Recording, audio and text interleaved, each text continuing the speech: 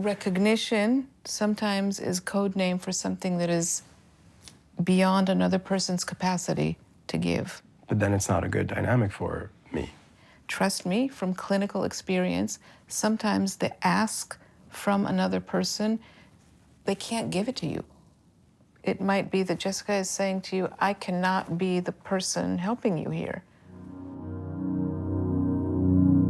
I want her to do something differently, right? I could get her to do whatever I want. That's not what I want. What I want is for her to do whatever I want without me having to make it happen. To just, I want to get a glass of water before I ask, and it's there waiting. And that... Can I ask you something? Of course. Did you ever have anybody take care of you like that? No. That sounds really maternal. That sounds like, a mother-infant bond. Yes, we have our moments with lovers where that can happen, but I don't know. That's just what occurred to me when you were saying it. That's a pretty profound thing to say. Really? Not a fairly obvious, distracting, insignificant?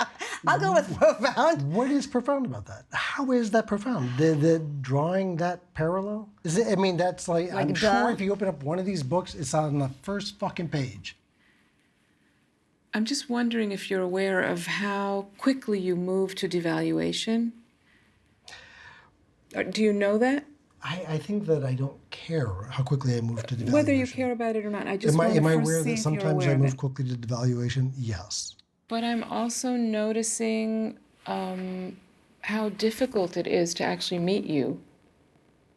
I notice even in the way I'm talking to you that it's very hard to get it right.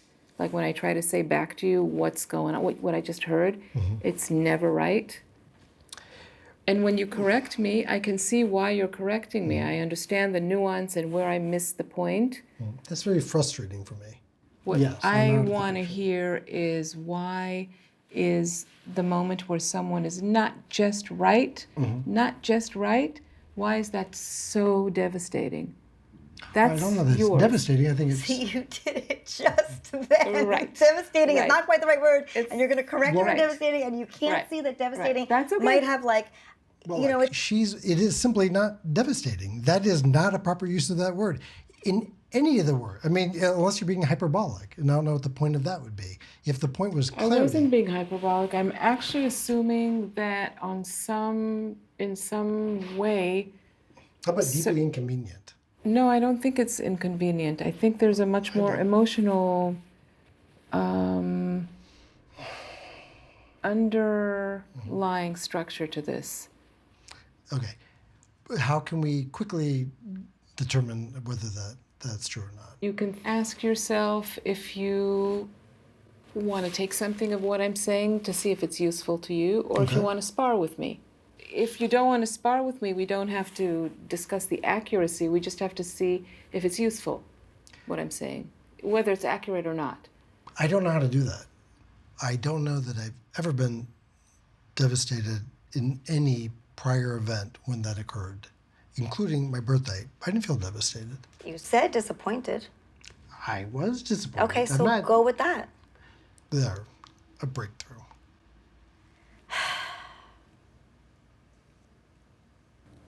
I have caught him in little lies like that, or being dishonest. But let's talk about the dishonesty or the lies. Yeah. You're saying that part of the reason you lie is you don't want to face judgment and critique and conflict. Correct. Let's say you decide you don't want to lie and you're going to be saying something that Evelyn doesn't approve of. You're going to be hanging out with someone Evelyn doesn't trust, or hanging out for 7 hours at a bar. Your wife disapproves of you, and you're still standing there being honest. So what's your alternative if you don't want to lie about it, if you want to go about it in another way? So you want me to play it out, or? For example, yeah. What if you did that now? Let's see what happens.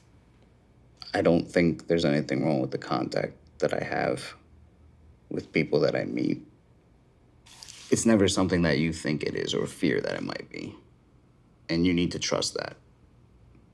because it's going to continue to happen, and I don't want there to be this pattern of just like an issue every time I meet somebody. Wait. What you're doing right now is different, because what you're doing right now is you're trying to manage Evelyn's disappointment. Let her be upset. Okay. You be true to yourself and let her be. Okay.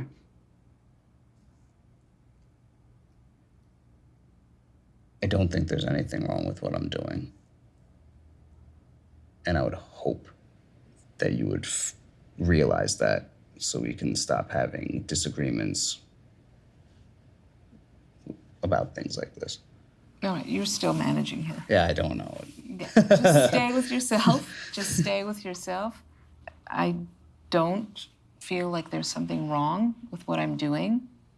I see that you're upset, but I don't think there's anything wrong with what I'm doing. I'm okay with having these contacts.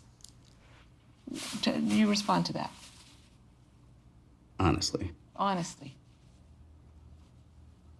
You don't see anything wrong with the contact? No, I'm not. I'm just like trying to rethink this. Mm-hmm.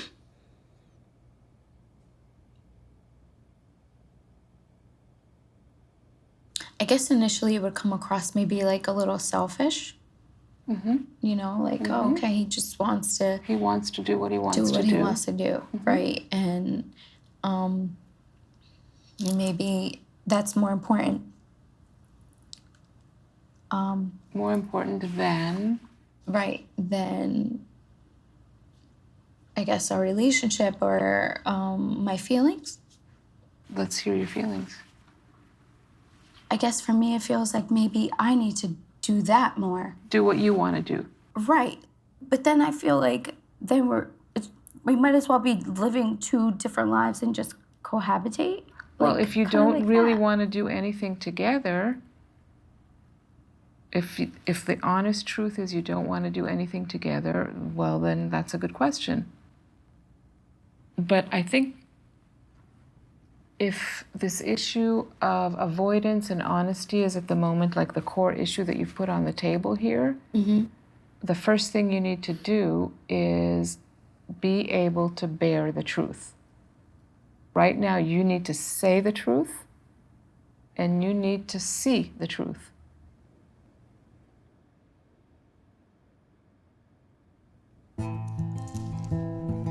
When we first got married, there was good and there was bad. Big picture items we're on the same page about, like how to raise our children, the fact that we both, we're Jewish and we're Orthodox, so we agree on everything having to do with that. But over the course of the last few years, things have definitely become more difficult. I've been very disappointed with like where we are now and Where you are as far as? everything, like where we are financially, where we are as a couple, where we are sexually. Like, I want to be pregnant yesterday. I ask him that all the time. I ask him, when am I going to have another baby, Michael? Well, we can't afford one right now, unless I do something. So I'm constantly walking around with all this resentment and all this anger and all this frustration. So, and I feel like ultimately the reason for that is I blame him. Because if he were different, then the situation would be different. If he acted differently, if he acted accordingly, Then the he would situation deliver be the different. life you Yeah, he would deliver the wanted. life that I want. So what happened? Why am I answering all the questions? Maybe you can pipe in. What happened? What happened? Why have how I is not that happened? satisfied her every You know what desire? happened? He happened. See, that's not a nice way to introduce me. I mean, my general perspective on marriage is more that, like, it's two people trying to make it through life together as partners, and they're each contributing whatever they can in whatever way they can to get through it. You know what that sounds like to me when he says that is I'm hearing that is what a lazy person would say.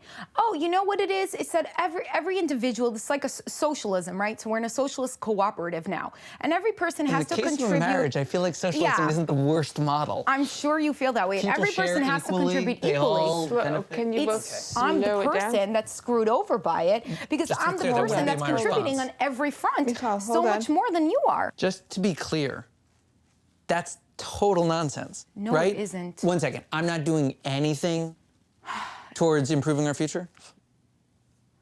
I'm doing more than should How do be you required measure of when me to you're do. doing enough and when I'm not doing enough? Because all I expect of you is literally one thing, and you don't do that thing. What is that one thing? Support me, so that I don't have to work. That's kind of a big umbrella to throw things under. You're right. It's so hard because I'm demanding billions of dollars out of you. So it's just a number? There's a number somewhere, I expect this of you? It's not a number. Call me when you've got it? I don't know. It Yeah, feels like a little maybe. bit like a ransom, honestly. Okay, well, if you're not willing to pay it, then maybe you should be married to someone else. Is that a healthy dynamic? I don't care. I'm I so would like to tired hear. of having these conversations with you. You Michal, think that I want... Michal, give some room. I'm so exhausted. But you're partially exhausted because you are working so hard. You don't need Because to that's do my all life of with that. him. But I you're can't here sit with back. me. I can't sit back. You're I always here have with to be in me. the driver's seat. Can I ask you to pause? Sure.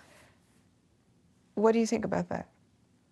I would say that she's probably right, that I have a laissez-faire attitude, and I'm just generally comfortable with how things are. I just think that life is more manageable if you enjoy it. And I think that anyone who doesn't take it as a priority is just gonna fail miserably in one way or another. How are you feeling? Very, very angry.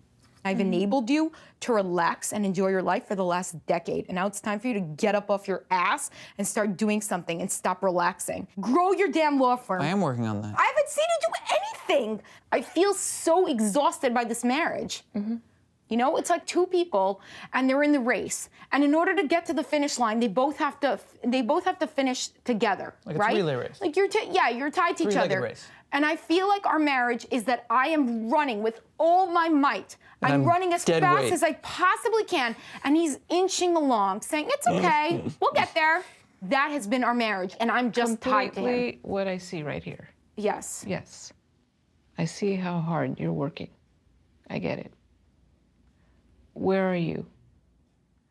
He thinks it's hysterical. No. But you're still doing the work. I'm like, in terms like this, I'm ready to just punch him in the face. But you're doing so much work. And it's Let me do some exhausting to work. me. Stop it. Why do you find this funny? Why do you think I Sometimes find this feel funny? like I just hate him so much. I can't stand being around him. I'm sitting here and I want to get somewhere and I want to fix it. And it's not as though I've sat back for the past 10 years of our marriage and said, you know what? I want more children, so I'm just going to sit around on my ass and eat bonbons and pop out kid after kid, and you figure out a way to support them. I've been there with him. I've been doing everything that I need to do. And what is he doing? He's laughing. He thinks that this is funny. I'm so tired of it. I get it. I get it. It's like, what is even the point? What's the point? Can you let me do some of the work and you relax? Yeah, okay. So, how are you feeling when Michal is saying these things? She's not wrong. Like, she's aware of the facts as well as I am. Like, the reason I was chuckling was I was imagining Michal running a three-legged race with my son, and I could imagine her, like, dragging him along, not caring that he was, like, crying. And I feel like, yeah, I might lose the race if I ran with him, but I think he'd enjoy it more. It was more just like the absurdity struck me. How do you feel when Michal is describing you as lazy, unable to pull your weight, I mean, that hurts. exploiting her? I don't think I'm lazy. I think I work pretty How hard. do you feel? I don't like that it hurts her, but I do like that she provokes me to do more and be better. So there's something about this dynamic that's working for you. Right, and that's probably unhealthy for me to just be like, well, that works for me. What I'm trying to Yeah, decipher sorry. is whether there's something about this kind of dynamic of being provoked that is enjoyable, pleasurable to you, or are you actually humiliated, or both? I wouldn't say that it's pleasurable. I'd say that it's useful. There was some stuff on the table, her paperwork or something. It's been there for a couple days. Now it's driving me nuts. So instead of me saying anything negative, I bunched it up and smiled. Like, look what I put here for you. It's been a couple days now. And she threw something in my face about, like, when I do the laundry, I fold it and you don't put it away right away. Like, and that got me upset because Something so simple of just putting something away, you know, why do you have to sit there and fight me? Why does it have to get to a point of now we have to face off? Okay, and then what happened? So Then I grabbed the stuff, I put it in the room, and I said, okay, I'm sorry, I won't leave my things on the table anymore. And then I went into the bathroom to continue to get ready for work, and there he goes following me to say the same thing. But I don't understand why you got so upset. It's over with now, Drew. she says it like, oh, I apologize, and he's still up my ass about it. No, the way she apologizes is basically a silent, shut the fuck up, leave me alone, get out of my face. So I'm hearing on both of your ends, you're not really not wanting to actually hear each other out, right? I want to say that I want to hear her. Like, I want to know, I want to get down to the root. Why, what makes you get that upset? Like, what flipped the switch on you? Okay, let's try that. Let's try that. Why don't you ask, Tashi? Okay, so what? Because Flips the when it switch. comes to house things, I have asked you a million times to do a lot of things, and you don't do them. And I just gave up asking you. Okay. Do I ever get upset like you do, like you did this morning? Hold on, When hold asking on. me to do something. Did you get an answer? All I got was that you do it, so it's okay for me to do it. I heard a little more than that. What else did you hear? That basically, I don't know why you're asking me to do this when I asked you to do things and you don't do them. Well, that's why I was trying Right, to reply. that there's some resentment. Tashi's holding some resentment about trying to get you to do certain things in the house that you haven't done, that she Yes. wants you to do. Yeah. So you got an answer. What are you doing with that information? I don't know. I'm not sure you're actually processing it as information, as an answer to your question. So, do you actually have any interest in learning new information from the other person, or do you want to keep chewing on your resentments? No, I'm always trying to get down to the root. You're not trying to get down to the root, I would love to. but you have the option right now, and Yeah. you're not doing it. And I will ask Tashi to do the same thing for you. How do you contribute to your conversations disintegrating? I probably shut down, and I probably give him a bang too. Once he gives me a bang, I give him another bang. Meaning, Meaning, like, if he'll say something that's insulting to me, I'll just say something insulting back. so a lot of retaliation? Yes. But then if I bring it up, I mean, what am I supposed to do? Bring it up at a separate time? That would be very wise. Yes, if you want to stop the cycle of retaliation or this kind of ping pong, yeah, for sure. But you also have to give up the wish to win and retaliate.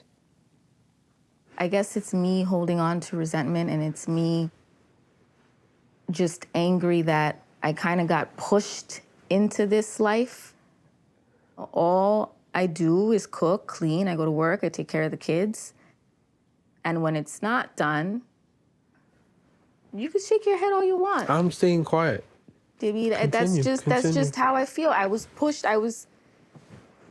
This You were like pushed? this housewife life was not what I necessarily intended for myself. It just all happened so quickly. I mean, I was a single mom. I was living my life.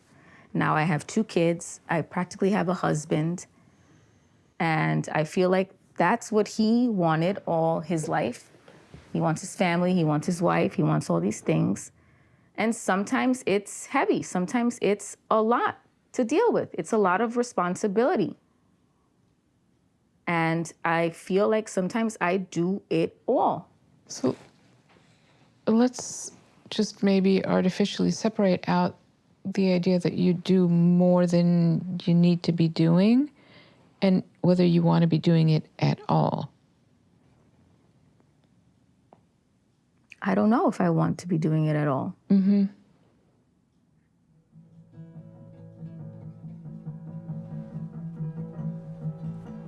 It's just the little small things Tell that like, me. make me smile. We live in the small things. I Tell me. know. I He got- really is living in it. I actually forgot it was Monday, and I usually Monday water the plants, and he did that. It was like, of course I did it because it's Monday. I was like, oh my god, that's sweet.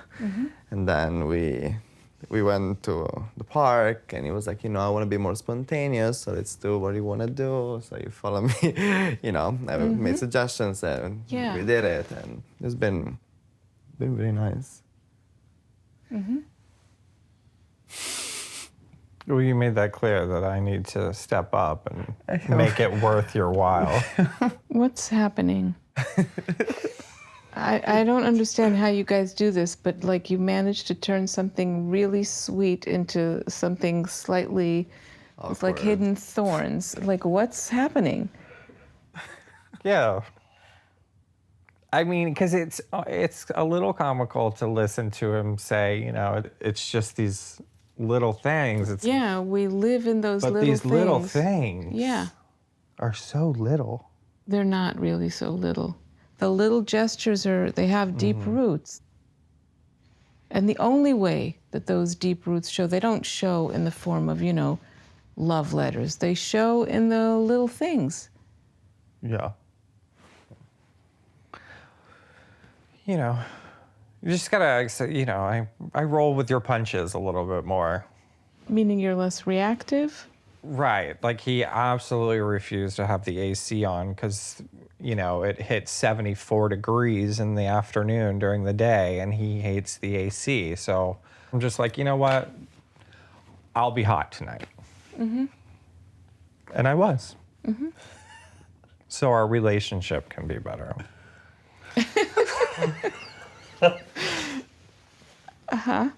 So it's fine for now. What are you saying? Why I'm saying why that are you some being of like it's- that? Oh, what? Like, What's I'm happening? not being the perfect guy that No, you were so excited about but- moments ago?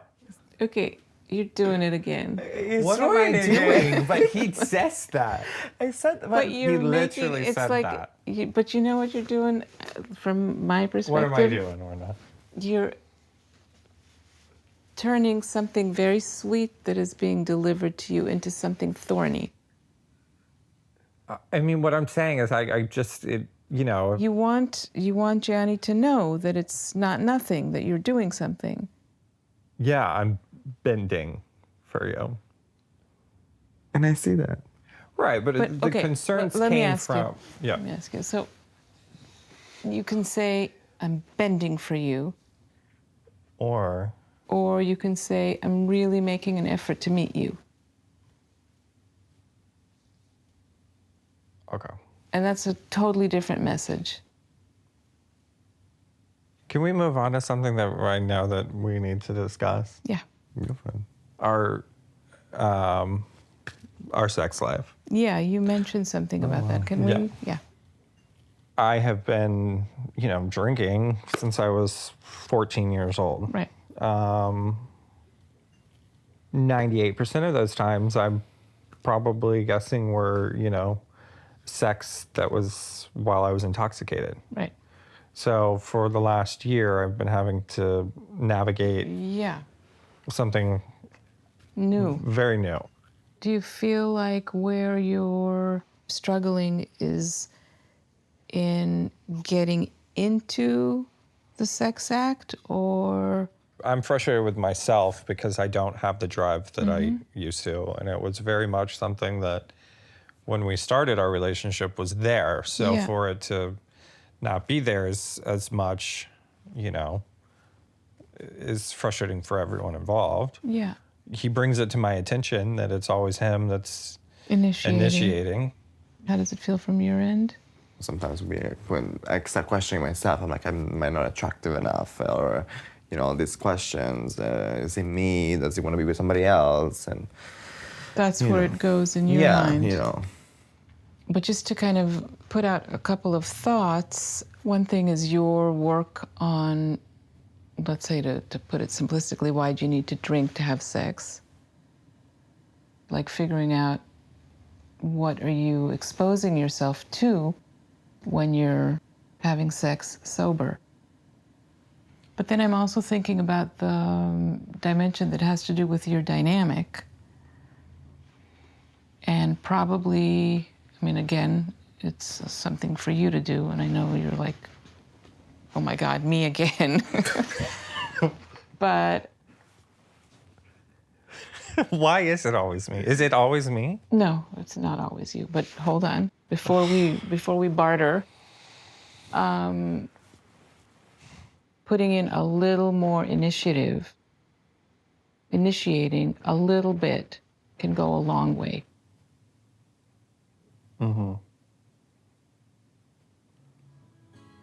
So India was at home for a year and a half. And she had a lot of time to spend with our daughter, Demi. And now that she's back at work, things have changed a little bit. She's gone every evening. So now I have basically between 11 and 5 to try and get everything that I need to do. So we talked about maybe her stepping up a little bit in the morning. So this way, Actually, we didn't. yeah. You went on and was saying, well, you don't get up in the morning, and Yeah, 'cause she's you- always late, and I get home at midnight. So yeah, naturally I am tired, and I don't want to get up early because I prepare her breakfast, lunch, and dinner. You know, I have fed her from my body I'm not for debating. months, you know? I'm not debating whether or not you do a good job. Yes, you are saying that, and this is your energy across the board to criticize me. He gives himself so much credit because he was working during the pandemic, yet he didn't give any credit to the fact that I was pregnant, I had a baby, I was adjusting to motherhood, and I still tapped into my resources to help us stay afloat financially. But you're saying in the way Dale narrates things, he doesn't acknowledge that. That's Yeah, what's when he gets bothersome to you. upset, he's like, oh, well, I'm the one here getting up in the morning, getting Demi together for school and feeding her breakfast. Or I'm the As one... opposed to try to give an alternative narration that wouldn't be excluding. As opposed to not saying, I did, I'm doing the most. But let's say Dale wants to congratulate himself, the two of you. The two of us would be so nice. how would it sound? Well, we really survived this pandemic together. Like, I can't believe we made it, but we did, and I'm so grateful. But I say these things to you, babe. Maybe not enough. Okay, maybe not enough. I but mean, this might be a moment to just be aware of a different way of speaking that will address a certain upset. Yeah, because all I hear him say is, I'm gone, I've left him all alone to parent our child. That's what I internalize. why? You're gone 6 days out of the week, which is an So you excessive heard amount that of working. as some dig. kind of critique. Yeah, that was negative. Yeah, but I'm not saying it to take a dig. I'm just saying it So to. hold on a second. How are you feeling about being gone? Annoyed. I'm feeling like he thinks I'm abandoning my role as a mom when I'm sitting I'm here not trying asking to... you how are you feeling between the two of you. How are you feeling about being gone? I feel bad about me gone. Tell me. I knew before I even got pregnant that when kids are inserted into the equation, this schedule was going to be a problem. Like, I am in a place where I'm really contemplating giving this up. So I feel a little torn because I love what I do. But the schedule is grueling, and it's just not natural for a family person. And that is starting to weigh heavily on me, absolutely. And every time I hear him say, you're gone 6 days a week, it's just a grind and a grind and a grind. It almost puts this unnecessary pressure on me to make a decision. You gonna work or you gonna I do be think home? in this case, sounds to me like what's happening is what you're hearing in Dale's voice is really your own inner conflict. I don't really hear it coming from Dale. I don't. I'm very hard on myself. You are. I'm very hard on myself. You are.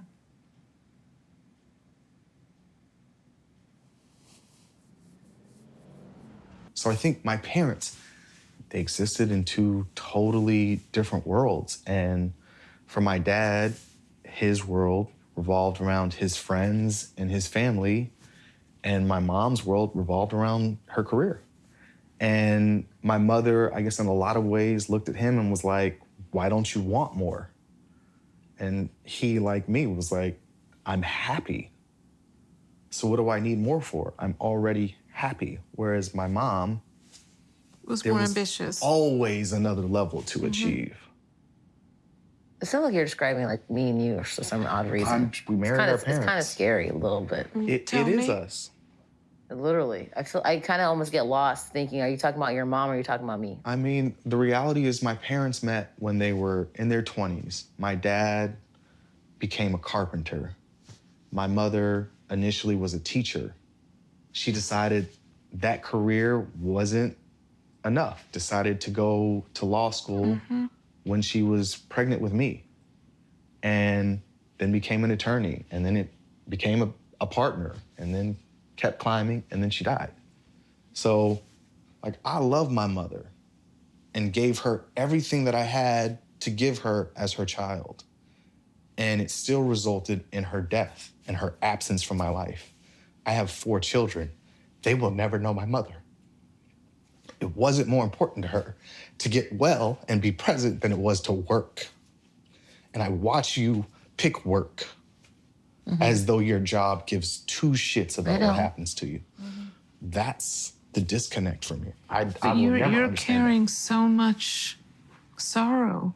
I'll never understand people who choose things that will never... Nobody remembers you for your work. My mom was a partner at the law firm. I could walk into that office right now, and even though my last name is on the wall and there's a plaque of my mom up there, I could walk in and nobody would know who I am.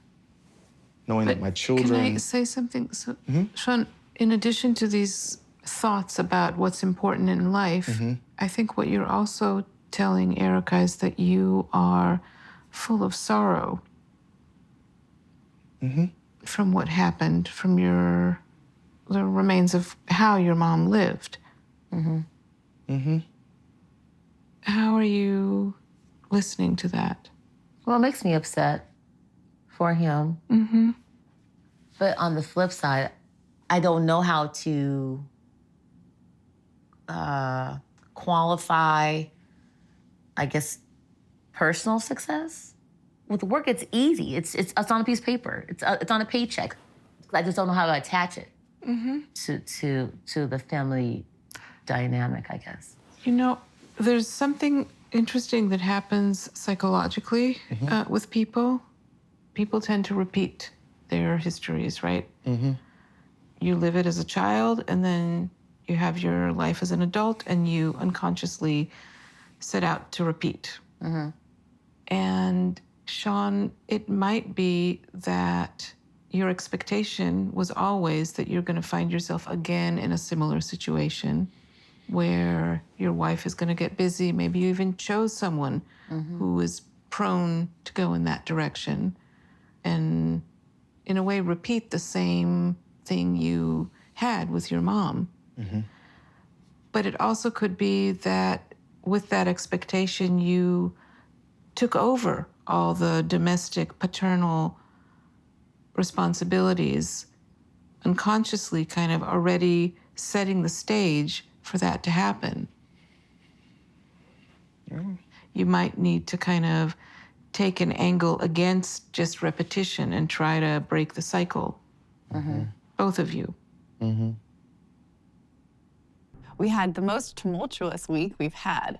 It was, first of all, a scheduling thing about me getting an opportunity for a circus gig, but it's like near New York, so I'd get to spend more time with Josh, and I assumed that Josh would want to have more time with me because I'm spending actually a lot of time in Las Vegas. This is, just so I'll understand concretely, this would mean that you would be in New York regularly, more than you were planning to be? Yeah, 2 to 3 days more per week. Got it. And I think it's like, that's definitely exciting. But the conversation around something that would impact me dramatically was never had. The majority of the conversation was focused on logistical exercises and assumptions. Rather than asking you, how would that impact you? Or just like, hey, we're a team. Like, let's sit down and this would be a big impact on you. Like, can we just talk about the ways in which this will impact you and if you're up for this? What are you thinking, Erin? I was honestly pretty hurt that I wasn't immediately welcome in our home.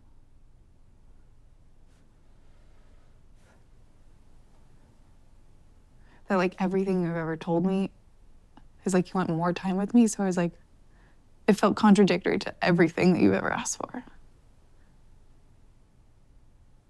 But you're each talking from your own hurt or grievance.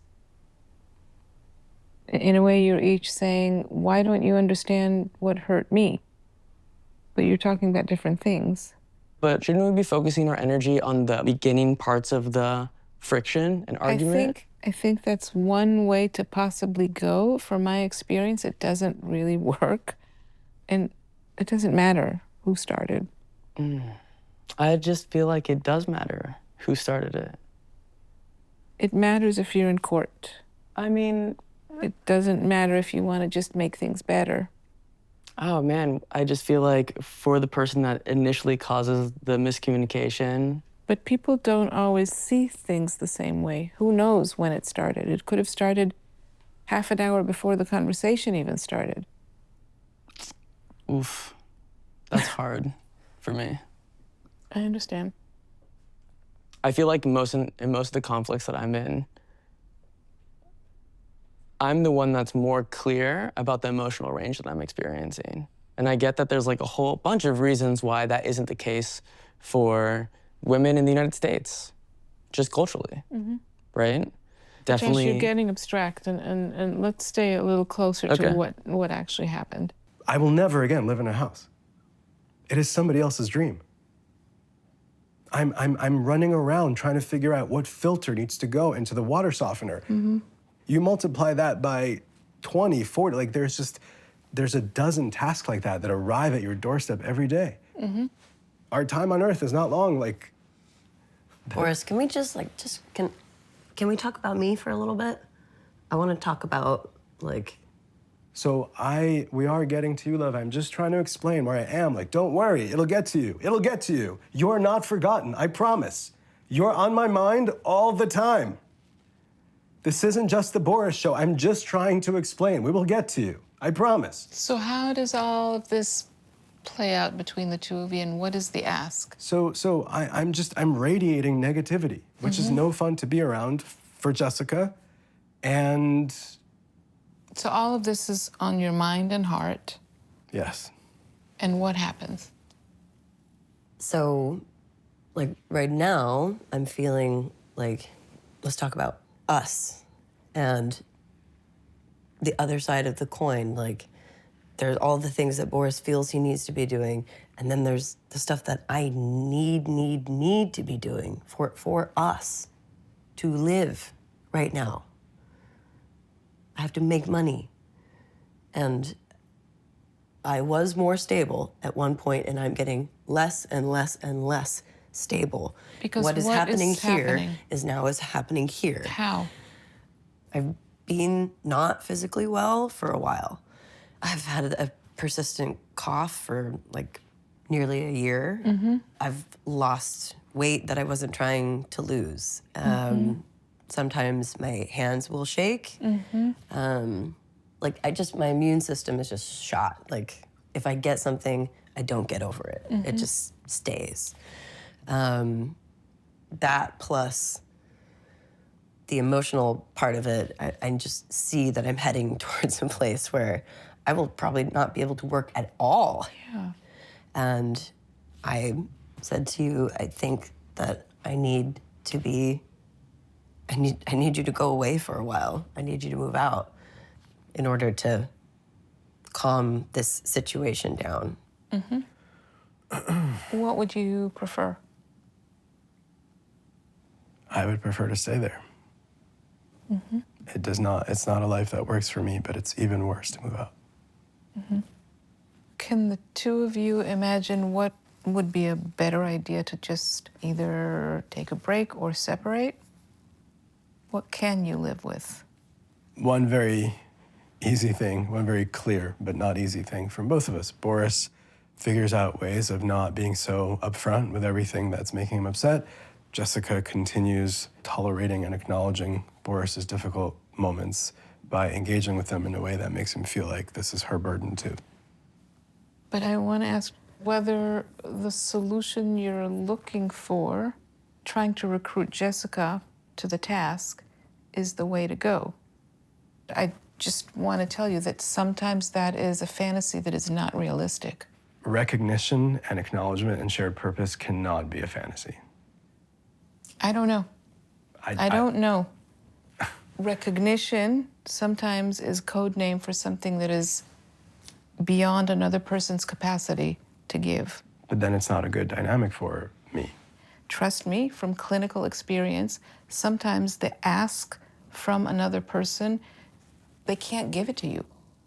It might be that Jessica is saying to you, I cannot be the person helping you here. I understand. The thing that I'm seeking, the other person can't give. Okay, well, I want to hear that. I want to hear the two of you try to figure that out. We did this last week. Let's not, we did. So how can I help you with that? Look, the fact is that Jessica, and I think a lot of it is valid and understandable, is fucking furious with me existentially.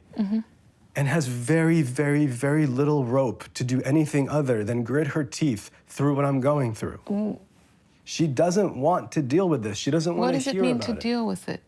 It's just with real soul and heart, just be like, love, this is a catastrophe for you. Like, in terms of personal identity and self-worth or purpose, whatever you, why is that your reaction? Because I have done that. I've done that. And you do not feel that it is enough. Can you open yourself up to the possibility that you haven't? Your feelings are so big and so, they fill up a lot of space. They take up all the room. I'm tired of fighting for space. I understand.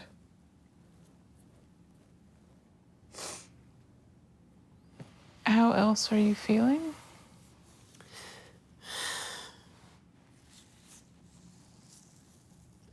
I was initially hopeful, and now I feel